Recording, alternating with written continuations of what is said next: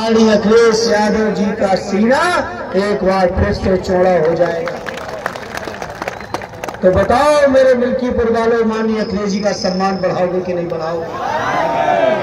बाबूजी आदरणीय देश प्रसाद जी जब से जीत के गए हैं, पूरे देश के लोगों की निगाह का केंद्र बने हुए हैं और बीजेपी वाले उन्हें यहां तक नहीं देख पा रहे हैं कि आगे वाली सीट पर वो जब बैठते हैं सम्मान से, तो वो भी बीजेपी वालों से बर्दाश्त नहीं हो रहा है। इसलिए तिकड़म करके उनकी सीट को भी पीछे करने का काम किया है।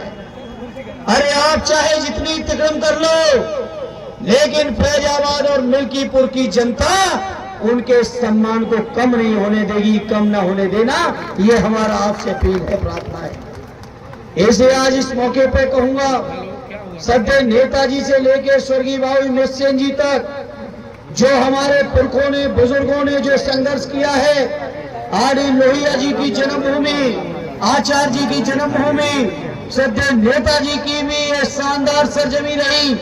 इस सरजमी से मैं आपसे प्रार्थना करूंगा कि आदरणीय अखिलेश यादव जी के सम्मान को बढ़ाने में कोई कसर न रख देना। मेरे साथियों, आज आपको इस बात का भी जवाब देना है, जिस तरीके से भारतीय जनता पार्टी के गृह मंत्री ने देश की संसद के अंदर बाबा साहब भीमराव अम्बेडकर जी का जो अपमान किया है, उस अपमान का भी जवाब बताओ मेरे मिल्कीपुर वालों, दोगे कि नहीं दोगे? साथियों, साथ ही अजीत प्रसाद को साइकिल के निशान पर बैठा के विधानसभा में पहुंचा के इस बात का जवाब दे देना कि भारतीय जनता पार्टी के लोगों, तुम लोग बाबा साहब का अपमान करने का चाहे जितना प्रयास कर लो, लेकिन उत्तर प्रदेश और देश के जनमानस के दिल में बाबा साहब भगवान की तरह बैठे हुए, उनका अपमान हम लोग बर्दाश्त नहीं करेंगे। साथियों, कोई भी कार्यकर्ता छोटे छोटे अगर कोई बात लिख देता है तो तमाम मुकदमे दाखिल करके जेल में भेजने का भी काम हमारे कार्यकर्ताओं को किया जा रहा है। वहीं सदैव नेताजी का जो अपमान यहाँ किया गया है, बताओ जो संत ने अपमान किया है उसका जवाब दोगे कि नहीं दोगे?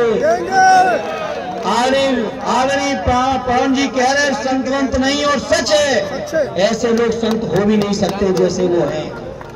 तो मैं समझता हूँ जहाँ बाबा साहब के अपमान का जवाब देना है, सदैव नेताजी के अपमान का जवाब देना है, वहीं स्वर्गीय बाबू अमृतसेन जी को भी श्रद्धांजलि भी देनी है। इसलिए साथ ही अजीत प्रसाद को चुनाव जिताकर हर चीज का जवाब आप देने में सक्षम हो, और मुझे उम्मीद है मिल्कीपुर की जनता, जब समाजवादियों को जरूरत पड़ी तब तो समाजवादियों का सम्मान बढ़ाया है। इस चुनाव में भी 5 तारीख को भाई अजीत प्रसाद के पक्ष में वोट डाल देना, जिससे जब 8 तारीख को लोकसभा में हम लोग बैठे होंगे और मिल्कीपुर का जब परिणाम आ रहा होगा, तो एक बार फिर माननीय अखिलेश यादव जी का सर गर्व से ऊंचा हो जाए, ये इंतजाम कर देना।